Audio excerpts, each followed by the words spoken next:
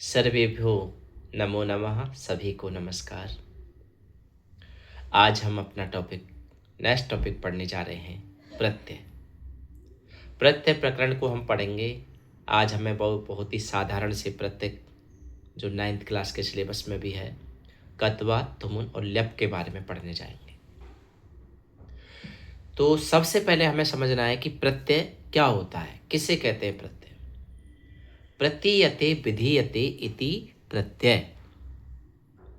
कहने का मतलब है कोई विभक्ति रहित मूल शब्द के अंत में अर्थपूर्ण शब्द प्रातिपदित करने के लिए जो कोई शब्द, शब्दांश या वर्ण उसके पीछे जोड़ा जाता है, अंत में जोड़ा जाता है, उसे हम प्रत्यय कहते हैं। विभक्ति रहित मूल शब्द को संस्कृत व्याकरण में प्रकृति कहा जाता है। यह प्रकृति दो प्रकार की होती है, एक धातु और दूसरी प्रातिपदिक। कहने का तात्पर्य यह है कि किसी भी धातु या प्रातिपदिक शब्द को अर्थपूर्ण बनाने के लिए उसके अंत में जो शब्दांश जोड़ा जाता है, जो वर्ण जोड़ा जाता है, उसे हम प्रत्यय कहते हैं। पेपर में आपको दो प्रकार से प्रत्यय आता है, दो प्रकार है। एक तो प्रत्यय युक्त आता है शब्द, उसको हमें प्रकृति और प्रत्यय दोनों अलग अलग करके लिखना होता है। और दूसरा आता है प्रकृति प्लस प्रत्यय अलग अलग आता है, उसे हम प्रत्यय युक्त शब्द बनाते हैं। दोनों प्रकार से हमें समझना है।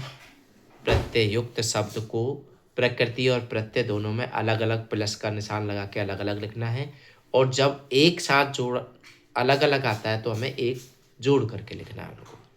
ठीक है, अब हम देखते हैं कि किस प्रकार से हम आगे बढ़ते हैं कत्वा प्रत्यय, तुमुन प्रत्यय और ल्यप प्रत्यय को पढ़ने के लिए। आपको जानकारी के लिए बता दूं कि प्रत्यय आपके 5 प्रकार के होते हैं, यानी संस्कृत व्याकरण में प्रयुक्त होने वाले प्रत्ययों की मुख्यतः 5 श्रेणियों में विभाजित किया है इनको। विभक्ति प्रत्यय, कृत प्रत्यय, तद्धित प्रत्यय, स्त्री प्रत्यय और धातु अवयव। हमारे सिलेबस में जो जो प्रत्यय निर्धारित हैं हम उन्हीं के बारे में पढ़ेंगे। कत्वा और तुमुन और ल्यप प्रत्यय। कत्वा और ल्यप दोनों एक जैसे होते हैं, यानी दोनों का प्रयोग एक जैसे अर्थ में किया जाता है। समान कर्तृकयो पूर्वकाले, जब किसी वाक्य में पूर्वकालिक क्रिया का प्रयोग हो रहा हो तो उसका संस्कृत रूप बनाने के लिए कत्वा प्रत्यय का प्रयोग किया जाता है। तथा समासे नए पूर्वे कत्वा लिपो, यानी कि अनुसार किसी धातु से पहले उपसर्ग का प्रयोग हो रहा है तो कत्वा के स्थान पर ल्यप प्रत्यय का प्रयोग किया जाता है। कत्वा और ल्यप दोनों का प्रयोग कर या करके के अर्थ में किया जाता है। अंतर केवल इतना है कि कत्वा प्रत्यय कर या करके के अर्थ में प्रयोग होता है, और जो ल्यप प्रत्यय है वह भी कर या करके के अर्थ में प्रयोग होता है। बस ल्यप प्रत्यय का प्रयोग करते हैं जब धातु से पहले या शब्द से पहले हम उपसर्ग लगा देते हैं। दोनों का अर्थ समान होता है। हम आगे बताएंगे आपको कि किस तरह से इसका प्रयोग करेंगे, किस तरह से जो प्रत्यय बन जाता है, कि जैसे हम प्रत्यय जोड़ते हैं, इस प्रत्यय में बना हुआ जो शब्द है वह अव्यय माना जाता है। इनके रूप में भी कोई परिवर्तन नहीं होता, अर्थात प्रत्यय से शब्द जो बनता है वह अव्यय के रूप में आता है, कोई परिवर्तन उसमें नहीं किया जाता। कुछ इसके नियम हैं कत्वा प्रत्यय के, जैसे कत्वा प्रत्यय यदि अकारांत और नकारांत धातुओं के साथ यदि कत्वा प्रत्यय का जोड़ा जाता है तो यदि अंत में मैं या न आता है तो उसका लोप कर दिया जाता है। उसका क्या कर देते हैं? लोप कर देते हैं। उदाहरण हम देंगे कि जैसे नम प्लस कत्वा नत्वा, रम प्लस कत्वा रत्वा। ठीक है, अब और भी उदाहरण इसके, जैसे पठ प्लस कत्वा पठित्वा। यदि इस पठ के आगे सम उपसर्ग लगा दिया तो सम पठ्य ल्यप प्रत्यय का प्रयोग करेंगे, कत्वा के स्थान पर ल्यप प्रत्यय का प्रयोग किया जाएगा।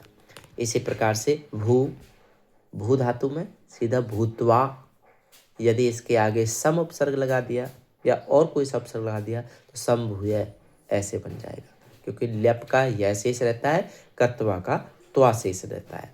अब और भी उदाहरण मैं आपको अगली नेक्स्ट वीडियो में आपको पूरे उदाहरण सहित और अच्छे से आपको मैं लेप प्रत्यय का भी बताऊंगा। तुमन प्रत्यय के बारे में बता दो। तुमन का तुम से रहता है, उसका प्रयोग भी के लिए के अर्थ में किया जाता है। लगभग जो भी प्रत्यय का जो नियम है लगभग एक जैसे हैं। उसमें जहाँ जहाँ परिवर्तन आपको आएगा उदाहरण से मैं आपको स्पष्ट कर दूंगा। जैसे अभी मैंने आपको किया कि मैं और नय का लोप हो जाता है, इसी प्रकार से इट का आगम होता है। सेठ धातुओं के साथ में इट का आगम होता है। ठीक है, कुछ कुछ प्रत्यय हैं, कुछ शब्द हैं जिनके आन जोड़ा जाता है मैं के स्थान पर। ठीक है, ई का आगम पठ प्लस पठित्वा लिखित्वा। ठीक है, ये सारी चीज़ मैं आपको बताऊंगा अगली वीडियो में। एक साथ में अभी दूसरी वीडियो भी बना रहा हूँ। आप अपना पढ़ते रहिए, अपना ज्ञान बढ़ाते रहिए और जो भी आपको समस्या आती है आप पर्सनली भी मुझसे पूछ सकते हैं। धन्यवाद।